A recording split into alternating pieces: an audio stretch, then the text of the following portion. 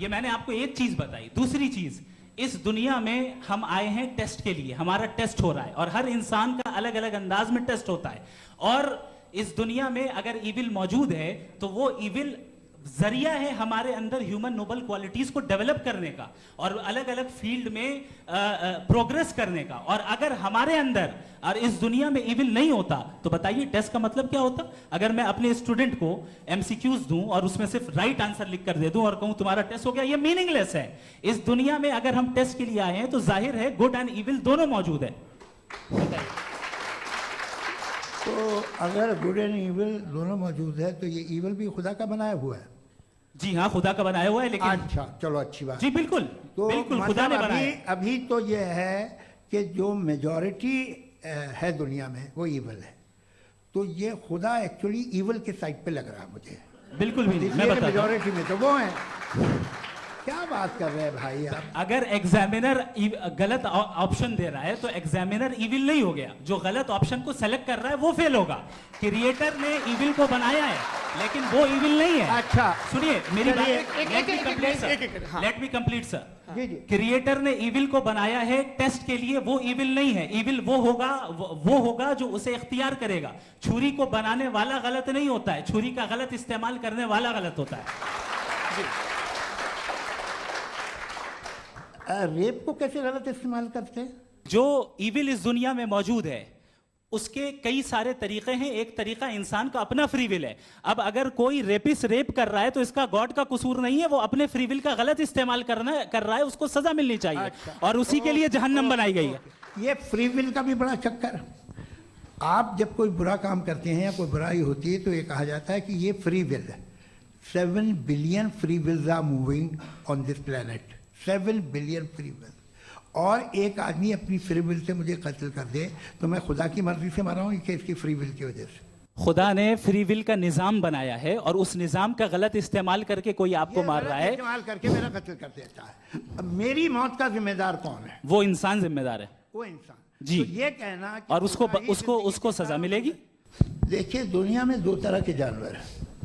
एक जो अकेले रहते हैं जंगल में और एक जो ग्रुप्स में रहते हैं। ग्रुप में जो भी रहेगा, चाहे वो आपका फाउंडेशन हो, चाहे कोई क्लब हो, चाहे कोई पॉलिटिकल पार्टी हो, चाहे कोई यूनिट हो, उसमें आपको इंटरैक्ट करने के रूल बनाने पड़ेंगे। यानी लोग तय करेंगे। लोग तय करेंगे। अगर लोगों ने ये तय किया कि किसी का रेप करना सही है, आप जस्टिफाई करेंगे? आपका फाउंडेशन तो ये हो गया ना कि लोग ही विल डिसाइड करेंगे। नहीं।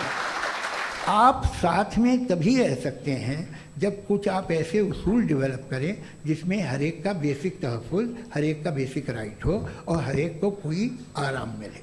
यही तरीका है किसी भी ऑर्गेनाइजेशन जिसमें एक से ज़्यादा लोग हैं और वो ऐसे चलती है ज़िंदगी। उसमें अगर आप गड़बड़ करेंगे तो तबाही होगी, नुकसान होगा, बर्बादियां आएंगी। आप ये कह रहे हैं कि लोग डिसाइड करेंगे क्या सही है क्या गलत है, यही है? मेजॉरिटी डिसाइड करेगी क्या सही है क्या गलत है? अरे भाई बिल्कुल। मेजॉरिटी अगर ये कहे कि नाजी जर्मनी के साथ जिस तरह मेजॉरिटी थी कि जेनोसाइड करना सही है, आप जस्टिफाई करेंगे? उस वक्त आपका ये उसके बाद क्लोजिंग। हाँ, उस वक्त प्लेनेट पे जो लोग थे, हाँ। उनमें कितने लोग हिटलर को सही समझते? अच्छा, प्लेनेट की मेजॉरिटी तय करेगी, सोसाइटी की नहीं। प्लेनेट की मेजॉरिटी गॉड के एग्जिस्टेंस को सही मानती है, आप क्यों नहीं मानते?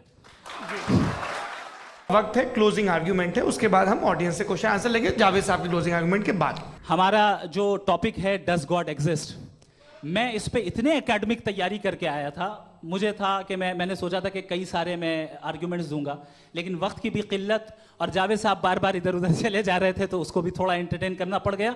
डज गॉड एग्जिस्ट पे मैं एक ही आर्ग्यूमेंट दे पाया। आर्ग्यूमेंट्स बहुत हैं और डेफिनेटिव आर्ग्यूमेंट्स हैं और मेरे आर्ग्यूमेंट को किसी एक राउंड में भी इन्होंने एंटरटेन नहीं किया और रेफ्यूट नहीं किया।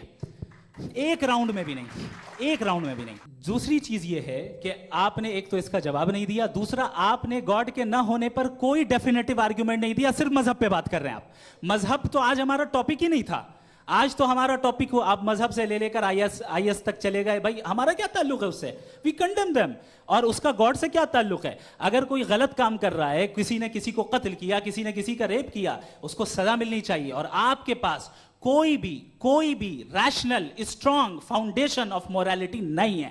आपने कहा कि मेजॉरिटी तय करेगी सोसाइटी की, वो सही होगा। मैंने कहा हिटलर को, फिर आप सही कहेंगे नहीं नहीं नहीं नहीं, प्लैनेट की सोसाइटी की मेजॉरिटी तय करेगी। तो प्लैनेट की मेजॉरिटी गॉड की एग्जिस्टेंस को मानती है, आप कह रहे हैं ये रिलीजियस है। तो यानी आपके पास कोई स्ट्रांग फाउंडेशन नहीं है ऑब्जेक्टिव मोरालिटी का। ऑब्जेक्टिव मोरालिटी का अगर कोई फाउंडेशन है तो वो सिर्फ गॉड है, गॉड है, गॉड है। Thank you. जावेद अख्तर साहब, ये आपका क्लोजिंग आर्ग्यूमेंट है। देखिए, बहुत सारी बातें हैं। गॉड का डेफिनेशन दुनिया के किसी भी रिलीजन में है कि वो ओमनीपोटेंट है, ओमनीप्रेजेंट है, he is just, he is kind, he loves you and so on. मैं जब दुनिया देखता हूँ तो मुझे कोई ऐसा सुप्रीम पावर यहाँ दिखाई नहीं देती है जो इंसान की बहबूदी के लिए कुछ कर रही हो, कमज़ोर को बचा रही हो, मदद कर रही हो, जालिम को पीछे हटा रही हो। मैं नहीं देखा, तारीख़ में नहीं। एक तो अगर है और ये देख रहा है तमाशा, तो उसका होना न होना बराबर है। दोयम ये कि ये जो है, जब आप ये कहते हैं कि कायनात जिसकी कंटिजेंसी है, मैं देखिए वो लफ्ज़ इस्तेमाल किया मैं, तो ये कैसे हो सकती है भाई?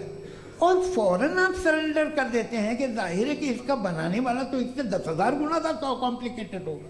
उस पर आपके होने पे कोई इतराज़ नहीं है। उसे वो टाइमलेस है, वो पहले से था, टाइम तो बहुत बाद में आया। ये सब आप मानने को तैयार है जिसका आपके पास कोई सबूत नहीं, आपके पास कोई रीज़न नहीं है। आपकी तारीख क्या है मज़हबों की? बिलीफ की, जो खुदाओं का बिलीफ है, ये कॉन्स्टेंटली गलत साबित होता रहा है। मतलब आप कहें कि अरिस्टोटल के ज़माने में तो सब जाहिल थे, वो भी इतने ही यकीन से खुदा पे यकीन रखते थे, जो अब नहीं रहा। ये भी नहीं रहेगा, आप लिख लीजिए। और इसके आसार आपको दुनिया में दिखाई देना शुरू हो चुके हैं। ये बहस क्या आज से 100 साल पहले इस तरह हो सकती थी? यहाँ तक तो आपको हम ले आए हैं। तो सर मैं तो आपको सीधा ऑफर देता हूँ कि दुनिया में 10 इम्पॉर्टेंट बिलीव्स हैं। आप एक मानते हैं, 9 नहीं मानते। 9 में आप एथियस्ट हैं, 9 को आप बिल्कुल रीजनेबली मेरी तरह देखते हैं।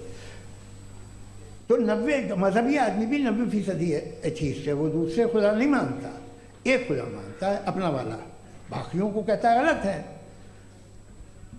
अगर आप मानना ही बंद कर दे तो आपका 10% चांस है कि आप सही हैं और 90% चांस है कि आप गलत हैं।